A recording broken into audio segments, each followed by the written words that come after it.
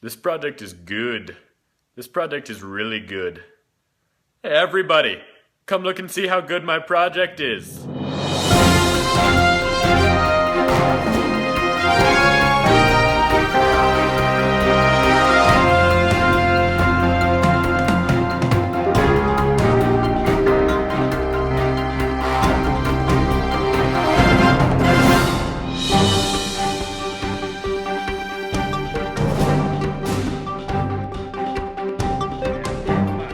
I'm here with my co-anchor here. Black.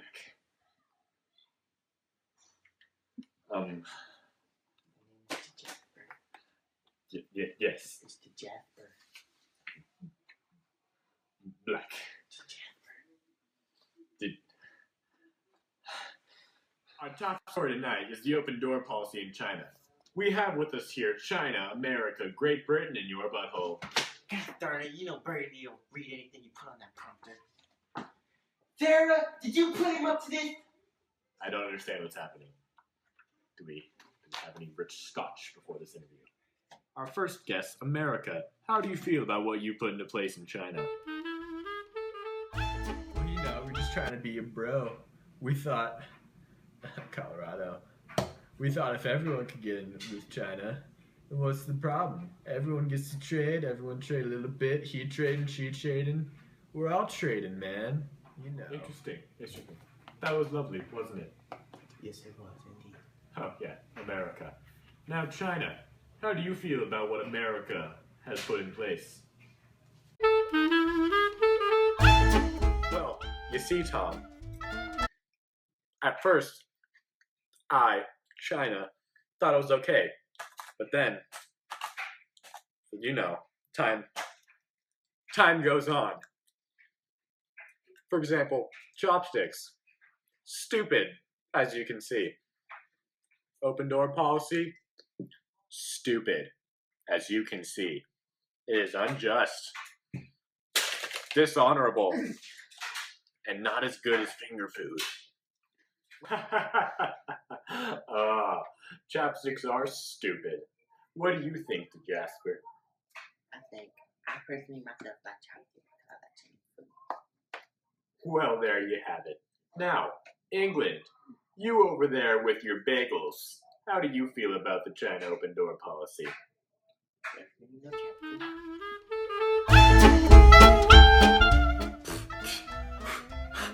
I'll tell you how I feel, Burgundy.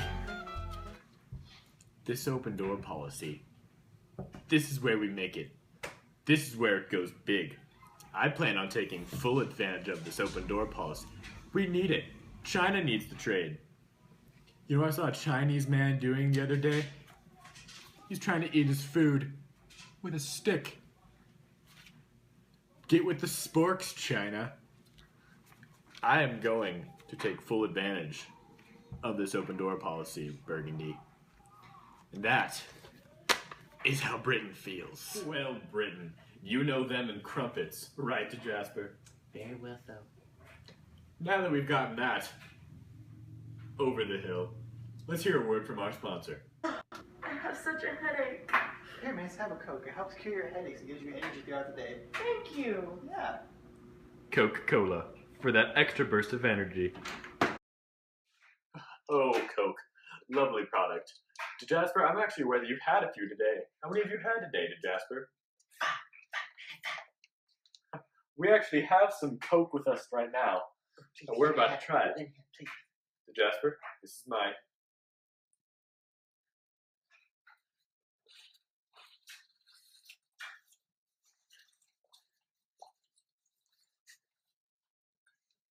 What a product! Coca-Cola. My extra burst of energy. How are you doing, Mr. Hay? I'm doing quite well. How are you? I'm good. So, Mr. Secretary, what was your open door policy? Well, it was for protection of equal privileges among countries trading with China. Sounds fair. Can you explain what the spheres were? The spheres were certain countries such as Great Britain, Russia, France, and Japan that would have special privileges in this area. How did carving up of China affect us here in the United States? Our interest in foreign markets had emerged, and we had felt the need to invest in new markets after gaining the Philippines and Guam and Hawaii, and the textile manufacturers had found new, cheaper markets. Sounds interesting. What was your big points on your open door policy? There were three major points. One, each great power has free access to a treaty or any other interest within these spheres. Second point, only the Chinese government should collect tax on trade. And finally, three, no great power having a sphere should be granted exemptions from paying harbor dues or railroad charges. Sounds interesting and fair for all. So, what was the idea of the open door policy solely yours, or did it come from ideas? Well, the idea of open door policy actually came from Alfred E. Hemsley and William H. Rockhill. It was an idea that countries' economic interests would be protected by an agreement of European power. That sounds interesting. I'm glad you've implemented this. It seems like it will stand for a long time. Thank you for your time, Mr. Hay. Thank you. And we're back. Thank you very much, Alex. Lovely interview. Lovely. Very Wasn't it? insightful. Yes. I've recently gone blind, folks. I apologize. My life has gone into shambles. Just the other day, I tried brushing my teeth with an entire pool cue. Entire pool cue? Yes, the Jasper. A pool cue. 'Cause unlike you, I can't grab a toothbrush by looking at it. I'm blind. I will always be blind. I'm blind all the time. Wait. Nope. I'm sorry, the Jasper. We're okay. Sometimes you just so stupid. Sometimes, Jasper. What were we talking about? Open door policy. The open door policy. Now, let's get down to the root and let the people know what the open door policy is. What do you say, Jasper? Sounds good to me. Now, first of all, the first point: everyone gets open opportunities. Am I correct on that? You ready, Tree? Everyone correct. Access to a treaty? Everyone. Now, who are all the people that get the open access? Primarily Great Britain, Russia, France, and Japan. Japan, America, I assume. Probably. America. Now, Likely. is it true that they made it, but they don't really use it? Correct? Am I correct on that, Jasper? If you think so. America. Lazy. Now, the second point. What's our second point, Jasper? That only the Chinese government should collect tax on trade, and finally... Interesting. What do you think about that, Jasper? I don't know. It's Chinese trade. Collecting taxes. Insightful. Yes, folks. Only the Chinese get Chinese money for Chinese ports. Insightful. Now, our third point. Would you like to share this one to Jasper? Might as well. Third point states that no great power having a sphere should be granted exemptions from paying harbor dues and railroad charges. Yes. Everyone has to pay. Good job. Now, who made these? Who's the genius behind this open door policy? The original gangsters of this policy are Alfred E. Hemsley and William W. Rockhill. Now, who put them into action? Would I be correct in assuming it was the man who Smiles recently interviewed, John Hay? You I are believe correct. they covered. Very Oh, correct. insightful. Dashing man, John Hay, wasn't he? Great. Very great. Nice beard. Now, so I hope we've opened the eyes of some of our viewers, right, to Jasper? Oh. That was a good one, Tom. And now, I think we're good. Welcome back again, folks. Now, according to these new recent things I have on my paper, Chinese is not taking this well. They are not. They are planning a rebellion of some sort. There's a rebellion that has been happening. Yes, it has. Now, the name they have put to this is the Boxer Rebellion. Is that correct, Jasper? Very much so correct. Now, how many people have died because of the Boxer Rebellion? Approximately 100,000. 100,000. That's 100. What would you compare that number to? How many hairs would you say is on my mustache? 12. 12.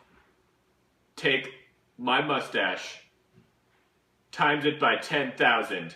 You don't even have the amount of their dead yet. Now, who was it that killed these 100,000? Who fought these rebelliousnesses people? The combined army of Great Britain, Russia, France, and Japan. Ho! Ho! Several countries uniting to fight one rebellion. Tragic. Tragic. David and Goliath. David and Goliath. This time David loses. David loses. David has lost 100,000 lives. 100,000 Davids. Chinese, they do not like this Boxer Rebellion. They like the Boxer Rebellion. They don't like open door policy and chopsticks. No chopsticks. Thank you people for listening. This just in, earpieces don't exist yet, and President McKinley's been shot. We have Roberto Consuelo Montaña on the case.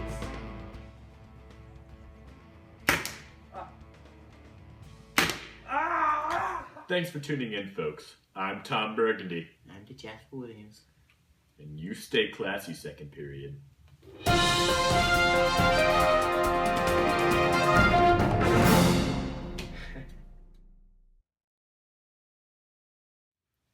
Thank you for listening to us tonight. I'm Ron Burgundy. Dang it, no. You want to come down? Kind of.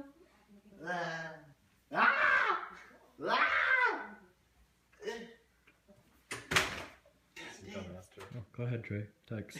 Doesn't matter that we're trying to do something. It's okay, you know. The sooner we're done here, we can go. No, please. No. We don't have plans. You know, for real, Trey. No. Thanks, Trey.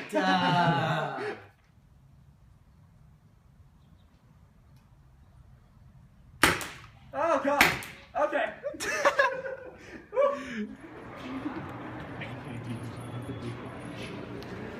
Where's